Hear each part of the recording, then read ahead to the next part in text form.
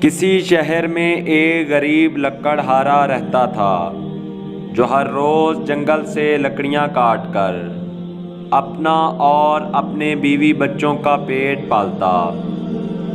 ایک دن لکڑہارے نے اپنی بیوی سے کہا، کیوں نہ میں کسی دوسرے شہر جا کر اپنی قسمت آزماؤں۔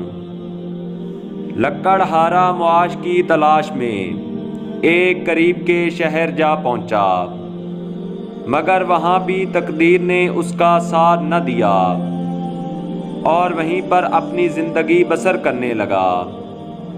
لکڑہارے کی بیوی نے تنگ آ کر وزیر کے محل میں نوکری کر لی اور اس طرح اپنی زندگی بسر کرنے لگی۔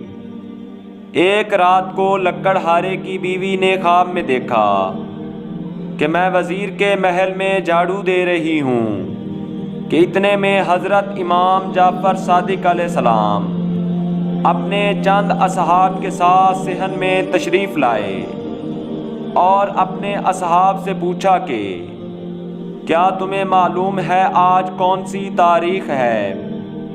اصحاب نے عرض کی، یبنا رسول اللہ، آج 22 رجب کی رات ہے۔ اصحاب کے بتانے پر امام جعفر صادق علیہ السلام نے فرمایا کہ جو کوئی آج رات بصدقے دل ہمارے نام کی نظر دلوائے گا اور ہمارے واسطہ سے اللہ تعالیٰ کی بارگاہ میں اپنی حاجت پیش کرے گا تو انشاءاللہ اس کی مراد ضرور پوری ہوگی۔ اتنے میں لکڑہارے کی بیوی کی آنکھ کھل گئی اور اس نے بصدقے دل امام جعفر صادق علیہ السلام کی نظر دلوائی۔ ادھر لکڑہارا معمول کے مطابق لکڑیاں کاٹنے میں مصروف تھا کہ اس کے ہاتھ سے کلہاڑا گر گیا۔ جب لکڑہارا کلہاڑا اٹھانے کے لیے آگے بڑھا تو اسے ایک بہت بڑا خزانہ نظر آیا۔ لکڑہارے نے خزانہ اٹھایا اور اپنے گھر واپس آ گیا اور ایک عالی شان گھر بنوا کر اپنی بیوی بچوں کے ساتھ زندگی آرام سے گزارنے لگا۔ ایک روز لکڑہارے کی بیوی نے اپنے شوہر کو بتایا کہ یہ سب امام جعفر علیہ السلام کی نظر دلوانے کی وجہ سے ہوا ہے اور سارا واقعہ لکڑہارے کو بتایا۔ یہ سن کر لکڑہارا بہت متاثر ہوا اور صدقے دل سے ایمان لایا اور مقررہ تاریخ پر امام جعفر صادق علیہ السلام کی نظر دلوانے لگا۔ ایک دن وزیر کی بیوی اپنے محل کی چھت پر چڑھی تو اسے کچھ دور ایک بہت بڑا عالی شان گھر نظر آیا، تو اس نے اپنی کنیزوں سے پوچھا کہ یہ عالی شان گھر کس کا ہے؟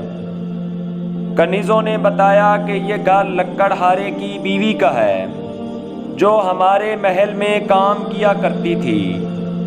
یہ سن کر وزیر کی بیوی نے لکڑہارن کو بلوایا اور اس سے حالات دریافت کیے تو لکڑہارے کی بیوی نے سارا واقعہ بیان کیا۔ وزیر کی بیوی نے کہا، یہ سب جھوٹ ہے، ضرور تمہارے شوہر نے کوئی بڑی چوری کی ہے جس سے تم لوگ مالدار ہو گئے ہو۔ وزیر کی بیوی کے دل میں یہ شک پیدا ہونا تھا کہ ادھر اس کا شوہر ایک بہت بڑی مصیبت میں گرفتار ہو گیا۔ بادشاہ کا ایک نائب وزیر تھا جو اس کے شوہر کا نہایت سخت دشمن تھا اور ہر وقت بادشاہ سے وزیر کی چغلی کیا کرتا۔ ایک دن اس نے موقع پا کر بادشاہ سے وزیر کی چغلی کر دی کہ وزیر خائن ہے۔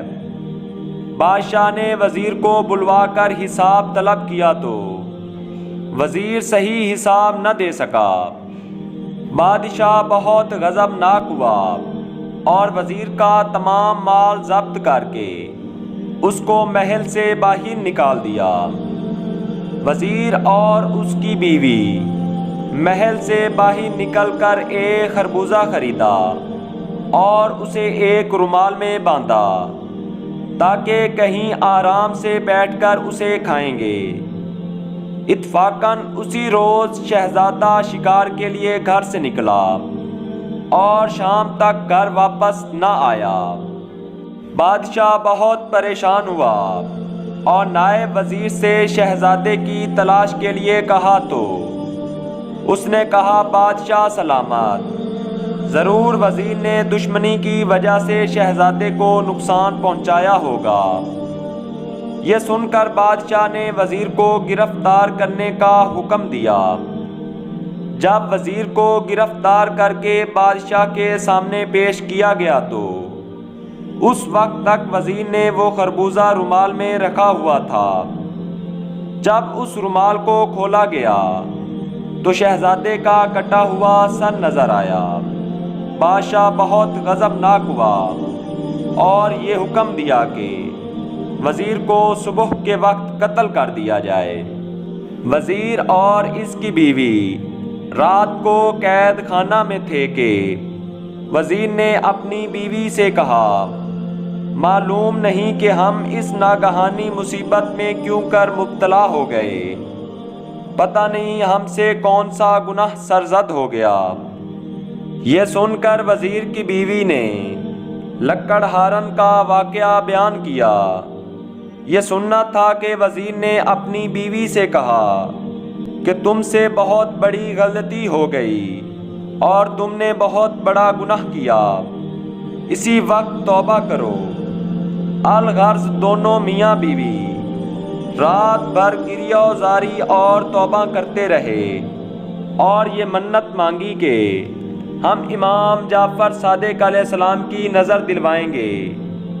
علی الصبح شہزادہ شکار سے گھر واپس آیا تو بادشاہ بہت حیران ہوا اور شہزادے کو اپنے سینے سے لگا کر تاخیر کی وجہ پوچھی تو شہزادے نے بتایا کہ شکار میں بہت دیر ہو گئی تھی تو میں ایک باغ میں ٹھہر گیا۔ اس کے بعد بادشاہ نے وزیر اور اس کی بیوی کو بلوایا اور سارا ماجرا پوچھا تو وزیر نے سارا واقعہ بیان کیا۔ پھر بادشاہ نے لکڑہارے اور اس کی بیوی کو بلوایا اور ان سے سارا واقعہ بیان کرنے کو کہا تو لکڑہارے نے سارا واقعہ بیان کیا۔ یہ سننا تھا کہ بادشاہ صدقے دل سے ایمان لایا اور وزیر کو دوبارہ اس کے منصب پر بٹھا دیا اور چغل خور نائب وزیر کو شہر بدر کر دیا۔ اللہم صلی علی محمد و آل محمد و عجل فرجہم۔ خدایا رحمت نازل فرما محمد صلی اللہ علیہ وآلہ وسلم پر اور آپ کی پاک آل پر۔